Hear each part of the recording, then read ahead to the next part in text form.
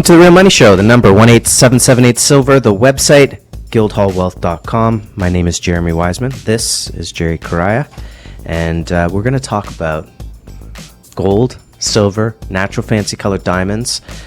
Jamie Dimon, head of JP Morgan, has decided to start talking the way Guildhall talks.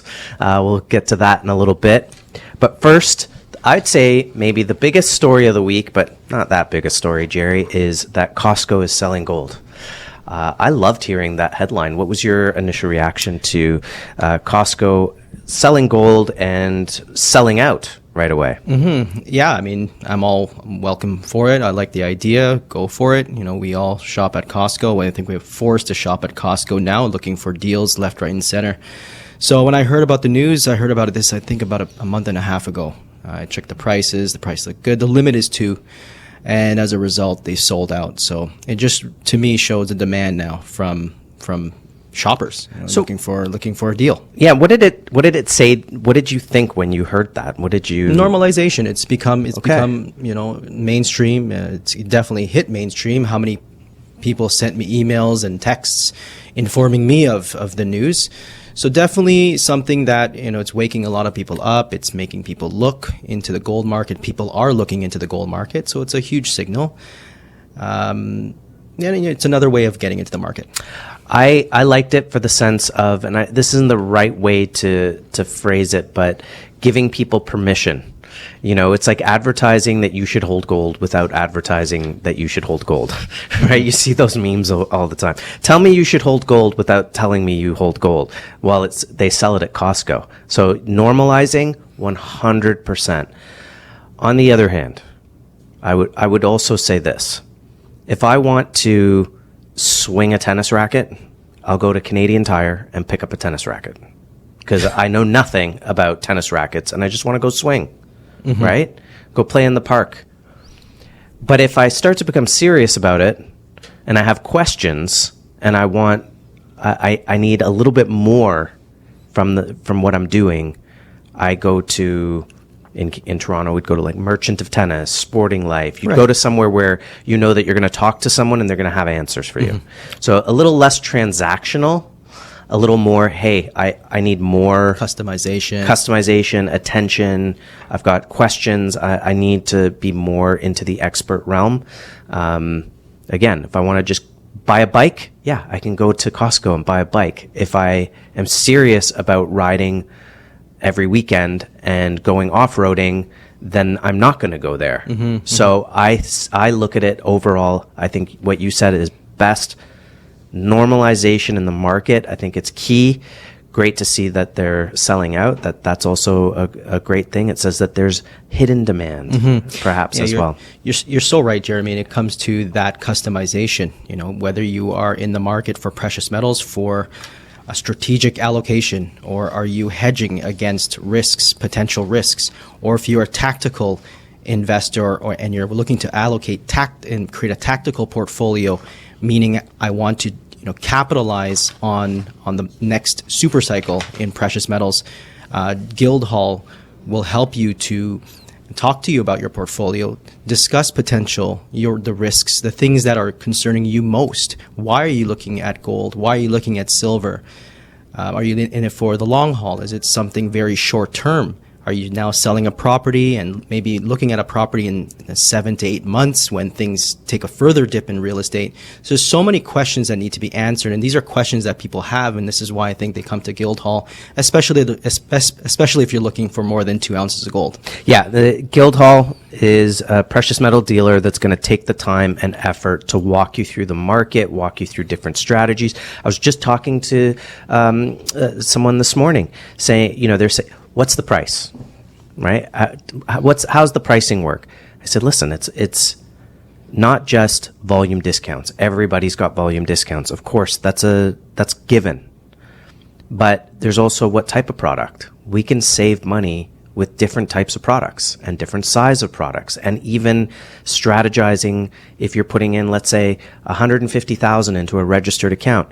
Well, we can strategize which products you acquire to save money there. And then there's the strategy of entering the market. I can sharpen my pencil all day long, but if the market gives us a 10% correction and I'm not in a position to take advantage of that, you lost. Right? Yeah. And that can also come down to the client making the decision of, some clients don't care if the market goes down. I'm happy to have the metal, and I will sleep at night knowing I have the metal rather than waiting to see if I can get a better rate. Right? And each person is different. That's right. And we accommodate each person. That's right. And we'll work with each person to say what's going to work best for them. 100%. The number, 1-877-8-SILVER, the website, guildhallwealth.com.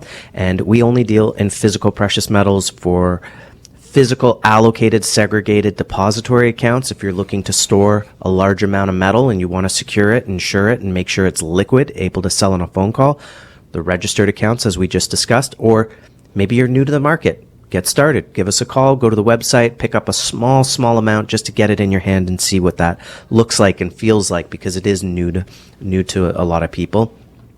But a great asset to hold. Gold's up over close to 400% the last 20 years. Silver's not far behind, and they're both incredibly undervalued. Jerry, let's move on to, let's talk a little bit about oil. I think that in the game of gold market and everything like that, we haven't spent too much time recently speaking about oil. The big one, obviously, is that the U.S. has drained the strategic petroleum reserves. So they're out of ammo. There's nowhere else to go and get cheap oil because you've sold off all the reserves. So now you're left with OPEC because the United States and Canada is no longer energy independent. So we're seeing oil prices rise. We don't have anyone at the table at OPEC to negotiate for better oil prices. Where does that leave us? This is totally unsustainable for the United States. And oil over the past week hits the highest levels since for a long time, the highest levels of the year. And for the U.S., having sold off majority of their strategic oil reserves at a lower price, and now having to face the turnaround of buying at these higher prices, this is a clear indication and a clear look at the effects, the negative effects of Bidenomics. For the purpose of keeping the inflation headline, the headline inflation rate down, and the headline inflation rate didn't stay down, Jeremy. It went down a blip. And as a result of the selling, you had a little blip of the CPI, but this is very dangerous. Brent is at 90. Brent oil is right now hovering around $94, $95 a barrel. It's going to take another week and a half, 2 weeks before we'll see $100 barrel. And this is going to see, in the face of government shutdowns, this is going to cause continuing issues for the United States, not so much for China because they've been stockpiling oil for a very long time. This doesn't affect them. Alongside with the BRICS, these are BRIC nations who control the oil market. And even further, the U.S. will have to potentially buy back using another currency. Who knows? This is all alternatives.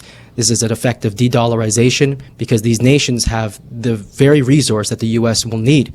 We'll see how this goes, but this doesn't end very good for the U.S. I know that some have said, and I agree, that what ended the inflation in the late 70s was the fact that all of a sudden you had all of these oil come online in the Gulf, and basically bringing oil prices back down was able to get inflation under control. I think that is a big part of it. I think it's a major factor. I don't think it's the only factor because, and we'll talk about this with the debt ceiling and the shutdown, that ultimately it's, hey, you got to plug a hole over here.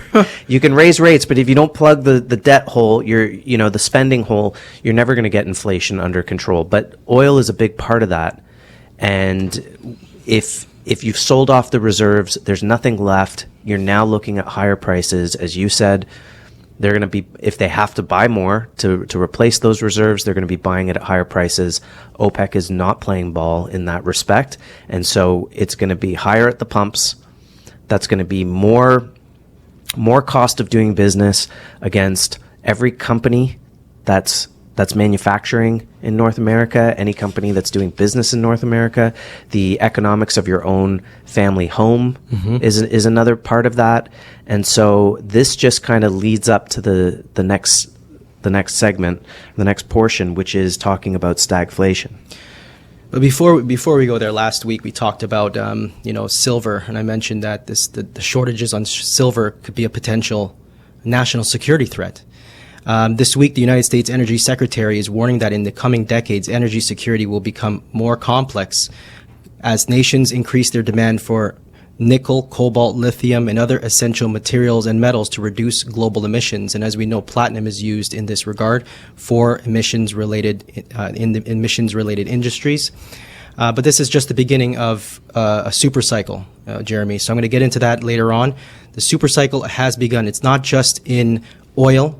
It is happening in, obviously, in diesel, cobalt, lithium, platinum, palladium. The super cycle is here. We have to be ready, Jeremy. So there's good things and bad things. We're going to talk about stagflation in the next segment, but also about the opportunities with super cycles coming up. Listen, at the end of the day, you owe it to your family to protect the wealth. Give us a call. The number is 1-877-8-SILVER. The website, guildhallwealth.com. We'll show you how to acquire physical precious metals for your personal portfolio, for your registered account portfolio, and we'll walk you through the markets. We'll take you step by step on how this all works. Again, the number 1-877-8-SILVER, the website, guildhallwealth.com. It's The Real Money Show on 640 Toronto. Much more to come. Welcome back to The Real Money Show. The number 1-877-8-SILVER and the website, guildhallwealth.com. Jerry, something that you said just before break sounded to me like an opportunity of a lifetime, because you said the magic word super cycle. And I guess you're not just including silver and gold in that super cycle. Not at all. And this is not the super cycle that you could buy, the super cycle bikes. That was my first bike at Canadian Tire or Costco. This is the super cycle. Well, some people are going to say their first gold was bought at Costco. Exactly. I thought that was a unique segue for this topic. But in case you didn't know, and this was posted on FX Street this week, currency site, the next phase of the commodities super cycle is here. Are we ready for this super cycle? Because in case you didn't know, in the middle of 2020, everyone from Goldman Sachs, JP, Bank of America called this the beginning of a new super cycle in hot listed commodities as their preferred asset class for the next decade. Now we're entering the final quarter of 2023, and we're definitely on track to see this happening. A total of 27 commodities ranging from the metals, energy, agriculture, tallying up the astronomical double and triple digit gains. Now, precious metals, on the other hand, gold is hovering around the 2% mark. Silver is still negative, but it is important to know that as a commodity space, everything is correlated. Everything will move in the right direction. And there have been 6 super cycles for commodities going back to 1791, averaging from 12 to 24 years apiece.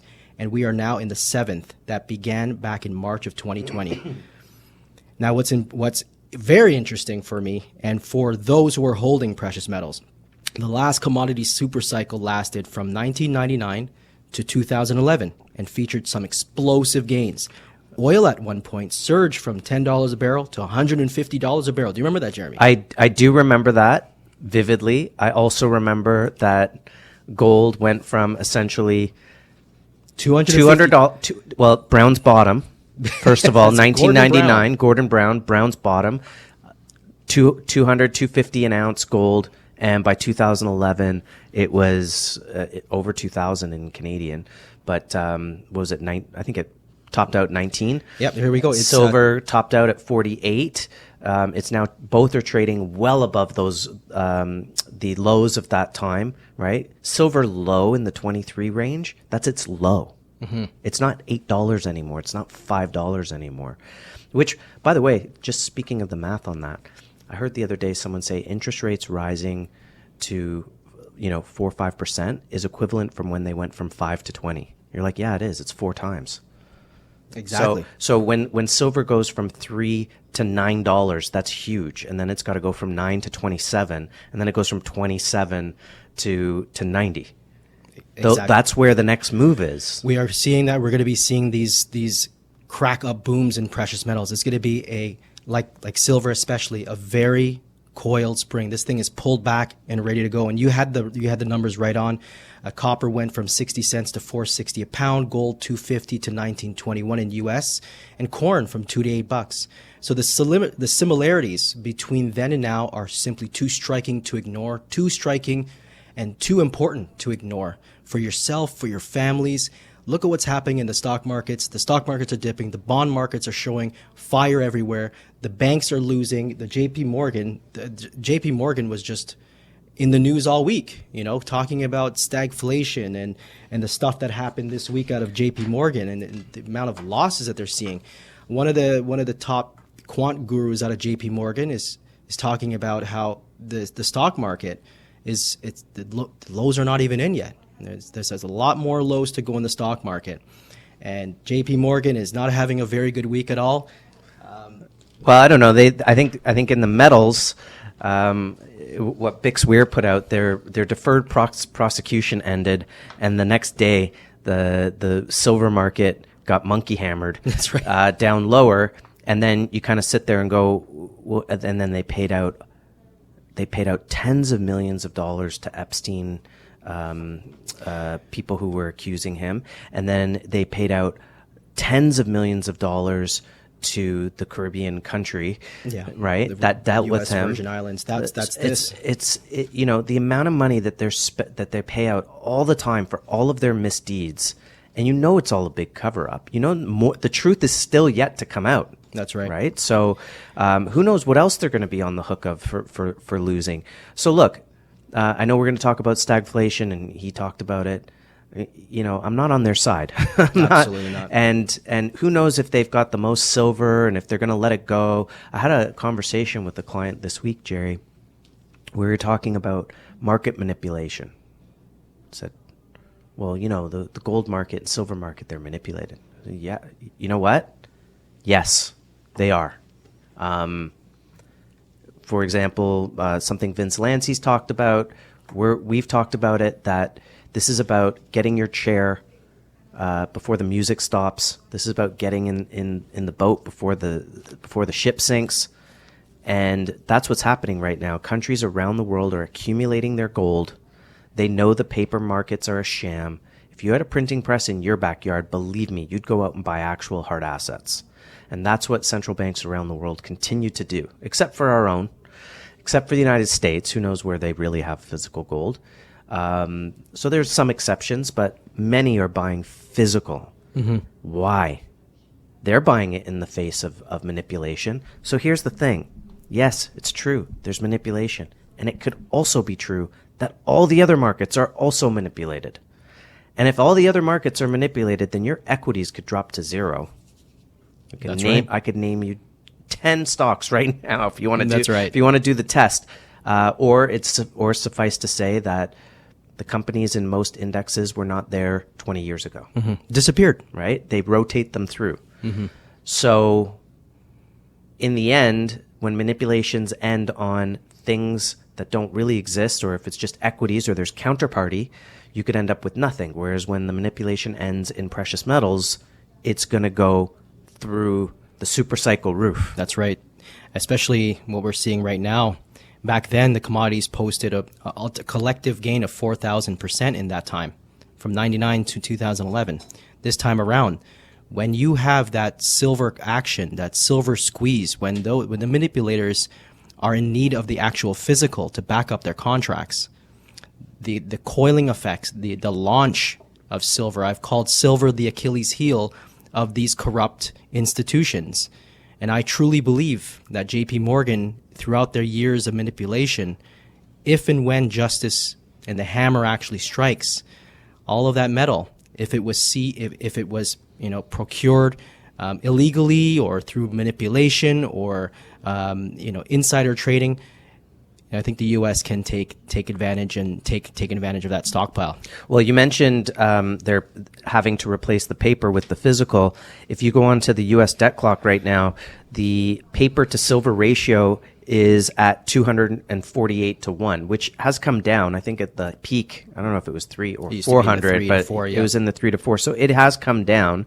The U.S. debt clock, by the way, has added a BRICS GDP to gold ratio. Here we go. 137,000 per ounce. The G7 to gold ratio, $72,000 an ounce. Look, I'm not going to buy gold based on the G7 GDP to gold ratio, but it certainly this can be very helpful.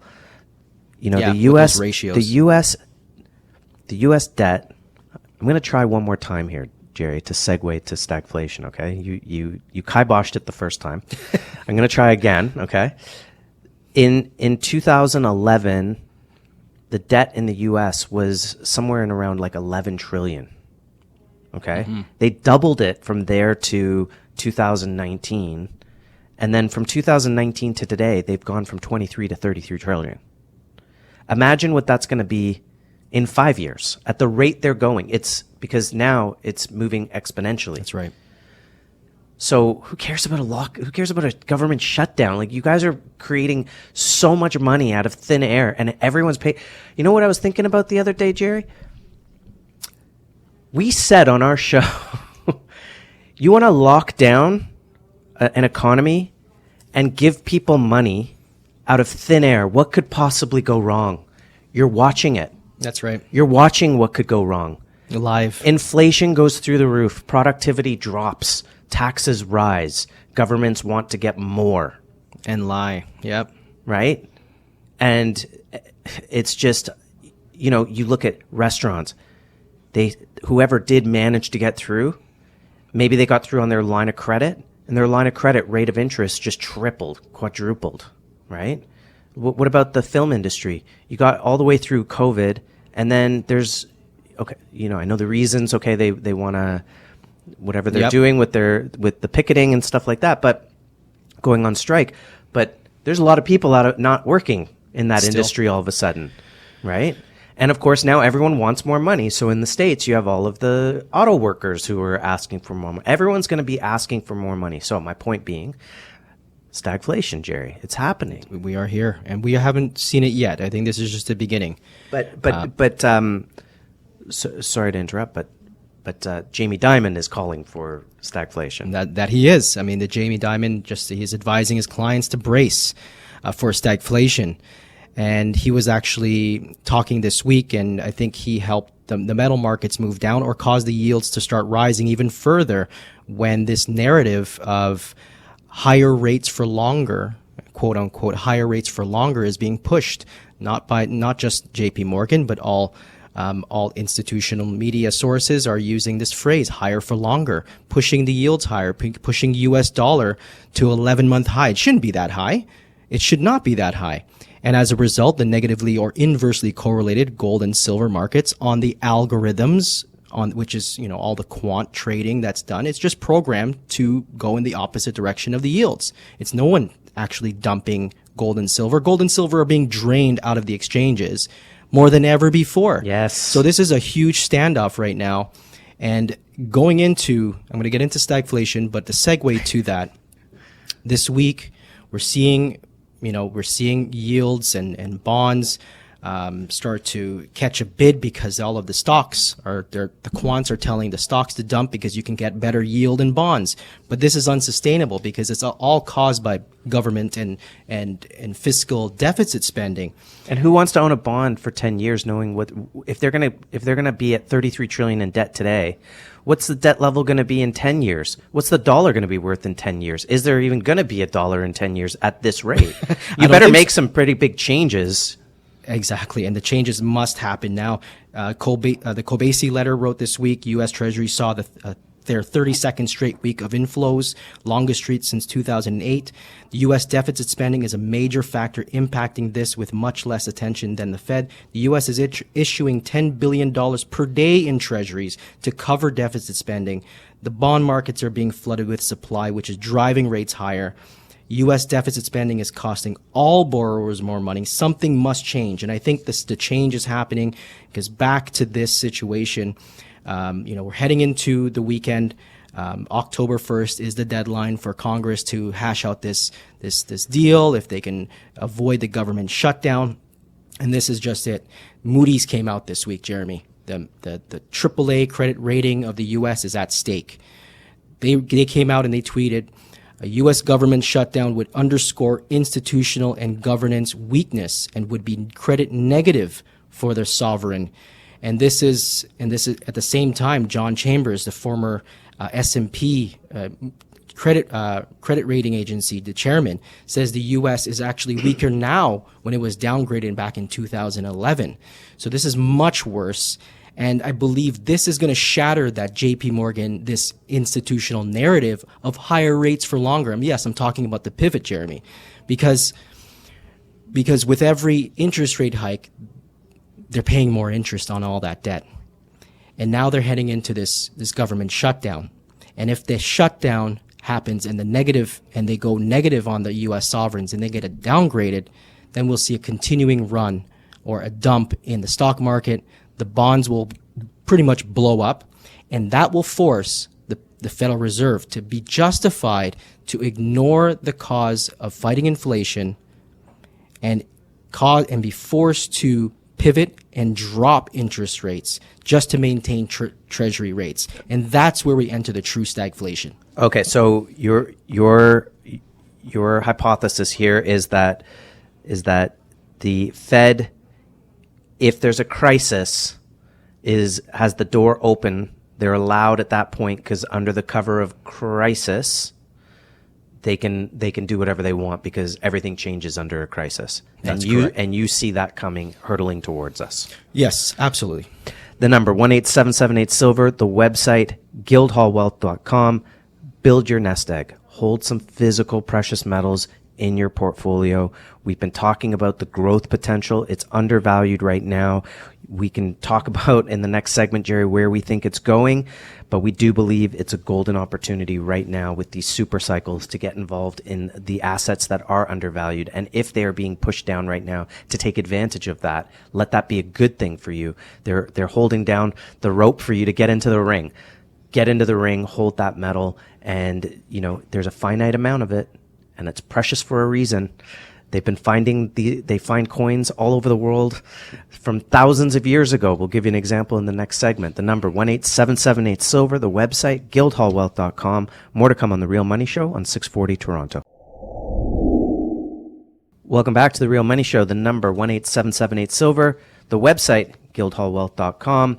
And we're talking about physical gold and silver. We've talked about some of the debts. We've talked about the shutdown potentially happening and what Moody's thinks it would look like. It would not look good on the U.S. if they get to that point. And I said, Jerry, gold has been around for thousands of years, and they're always finding some physical product. Now, this is a little bit of an older story, but I think it's just good to reiterate these type of things because it just goes to show that gold and silver are investments that stand the test of time. In fact, I don't even call them investments because it's real money. It's a store of value. But in 2018, a rare treasure was found by construction workers building an apartment complex at the previous site of the historic Cressoni Theater in northern Italy, which closed in the 90s. So wow. The site closed down in the 90s. They start building it up again. And what do they find? A soapstone vase or jar that held coins believed to be from 474 BC. Oh my goodness. And you should see it. It's just, here, look at it. Pristine. Look at the quality. Oh my goodness. It's crazy when you see these things. It's like they hacked into... It's like a Mendocino Man or whatever. They just hacked Encino Man. Thank you. They just Mendocino. Yeah. They just hacked into the ground. Bang! Opened this pot. Just look at that. It's amazing. And the gold poured out. We're talking if you had a whole bunch of quarters to count in a bag.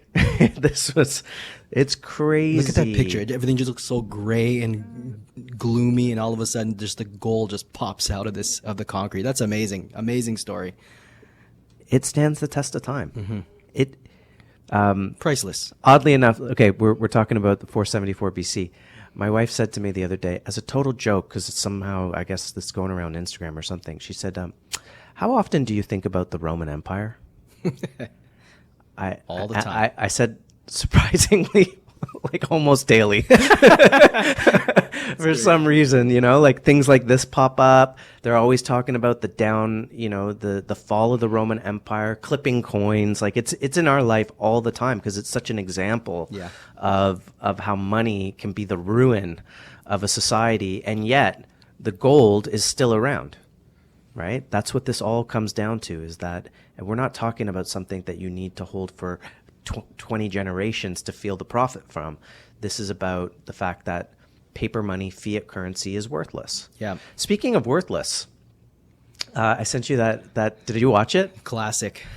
That was really funny. Okay, we've been on a tear with NFTs. No disrespect to anyone who owns Which them. are non-fungible tokens. They're crypto. Yeah, digital art. And someone put out a post that was sort of Antique Roadshow, and they're showing a picture of what was it, like a pirate, An ape? No, it was Santa Claus surrounded by bananas. Yes. And they talk about it, and they said, yeah, this was created by this person who lives in a basement, and that person made millions of dollars selling NFTs. And he's like, so what do you think it's worth? And he said, oh, it's worth zero.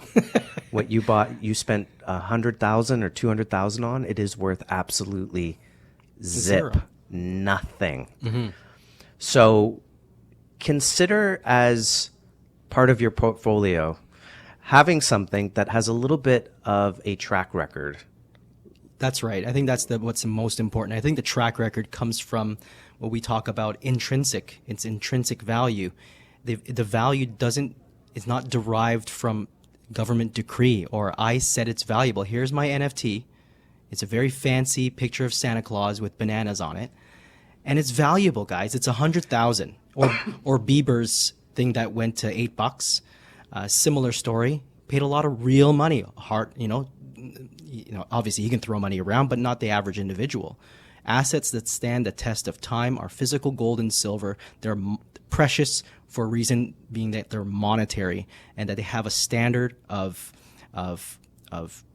rarity and scarcity. They have the characteristics that are recognizable around the world, despite if you spoke English or Italian or Chinese or Cantonese. This is valuable in your land. It's valuable in your culture. It defies all of those things, Jeremy, and it's very liquid. And this is the reason why that particular find, those coins, priceless. And I'm hoping that these guys get to keep it. Probably in a museum, right? Probably, but look, you want something that's durable, dependable, strong, practical. That's what gold and silver do in a portfolio. They're going to continue to do that over the next years to come. As you said, we're part of a SuperCycle now. Give us a call, get a portion in your portfolio, speak to your advisor. Of course, this is not investment advice. What we deal in Guildhall are personal use items of the physical gold and silver. Though that said, you can hold it physically allocated, segregated, no counterparty risk in your registered account. That's RSP, TFSA, Lira, LIF, RIF, RESP, and the new the home buyers vehicle that you can use as well, which you can buy up to $8,000 in right away. First home savings accounts. The number 18778 silver. The website guildhallwealth.com. More to come on 640 Toronto. Welcome back to the Real Money Show. The number 18778 silver. The website guildhallwealth.com. Jerry, before we just jump into looking at where prices are going, because I have a couple of good ones for you from this week. Let's go. I just wanted to talk to you about also natural fancy colored diamonds. We are starting to see that the natural fancy colored diamond market is making a move again. For a while it plateaued. They don't go down, right? The white diamond market is going down right now. That is the opposite of what's happening in the colored diamond market. Colored diamonds are so rare, you don't see volatility in it because there's no leverage in the market. They're just so rare that you don't see volatility. And now we're starting to see gains in the market as well. In fact, some pink diamonds if they're argyle, which I think is weird, we can talk about this in another show, but for some reason they're putting more of a premium on argyle, even though, you know, that's 90% of the world's pinks. So the other 10% would be even more rare. You would think. Nonetheless, I wanted to talk about a diamond that we have, just to give a sense of the rarity of these type of things and why you might want to have it in your portfolio. We have a 1.43 fancy intense yellow. There's fancy, fancy intense, fancy vivid, right? Vivid is the strongest color, intense one step down. This diamond is a square emerald. Not when you think emerald diamonds, they tend to be long rectangles. This is actually square. Unique. Wow. Now, without the shape itself, the amount that come out is 3 to 6 a year. 1 carat, over 1 carat, intense, emerald cut. Beautiful stone. Internally flawless, right? 3 to 6. But how many of those are square cut? Not rectangle. I guarantee you it's like once every 5 years. Yeah. I've never seen a square. I mean, over the years, I've usually seen rectangle shapes. Try to go and find one. You could find VS, vivid, rectangle. You could find intense, SI, rectangle. There's no actual square cuts out there. They're just not available. And something like this would have sold in the low 20s over 10 years ago. Today, $45,000 Canadian. I mean, imagine what this is going to be in several years, and no one has it. Mm-hmm. Nobody has it. And if you own it, nobody's going to have it, right? So something to think about, just the rarity of the type of diamonds that we have at Guildhall. Just go to the website, guildhallwealth.com. Just check out some of the diamonds. That's my only, I just wanted to say that, my piece on that for That stone is just phenomenal at that price point. And you mentioned it was a 1.43, a whopping size for an intense emerald square. So it's just below that 1.5. So it keeps the price point nice and attainable for investors who want to round out their portfolio with a beautiful, rare, natural fancy color diamond from Guildhall. Amazing. What else do we have left? We got 5 minutes. I want to go hard in the end here. So Jerry, as we head into the last 5 minutes here, let's talk about where prices are headed in the metals. Of course, we care about the value of it, but prices is important too. There was an interview with David Lynn on YouTube with Shane Williams of West Red Lake Gold Mines. He easily sees $3,000 gold by 2024. So we're talking about taking out the all-time highs within the next several months and getting to 3,000 within basically the next year. What do you think about hearing numbers like that? In 1 year, it's phenomenal. It's a good start in this super cycle trend. Makes me excited. You know, you have to think about what's going on in the world at that point. They're probably already in the midst of cutting interest rates. And when I'm talking about cuts, it's going to be a slash of interest rates. And this is going to catapult the prices a lot higher in metals. And you know, by the way, $3,000 gold, if the ratio of silver to gold stays as is at 80-1, that's $37 silver. Mm-hmm. That's without the ratio narrowing, which it would normally do if the price of gold is rising. What was that right? price? 37? 37. So if you were looking at $3,000 gold and you got down even to like a 65-1 ratio, you're now pretty much cusping all-time highs in the 46 range. Mm-hmm. So look, it can happen. The market wants to lull you to sleep. The manipulation's there to lull you to sleep. They don't want you to own it. They don't want you to own it.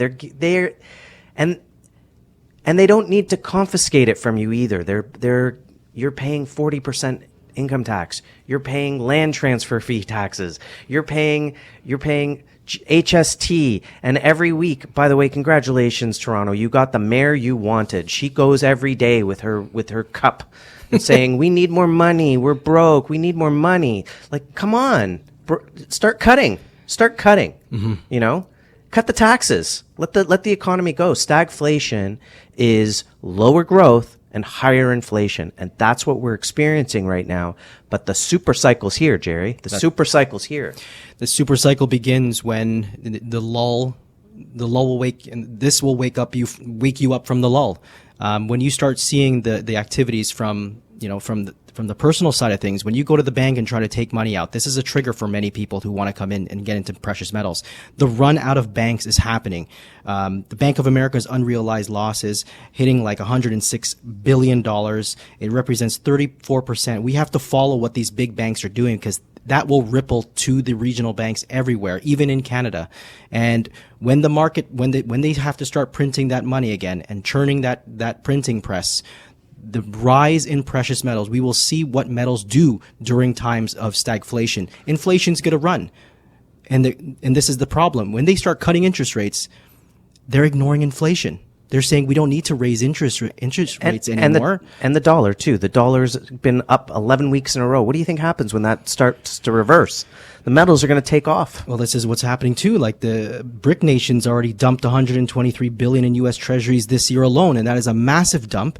The U.S. dollar will continue to get dumped, and this is the reason why the important thing to do is to convert out of currencies into paper fiat currencies. Convert your currency. The loonie has already lost 97% of its value. The value is lost.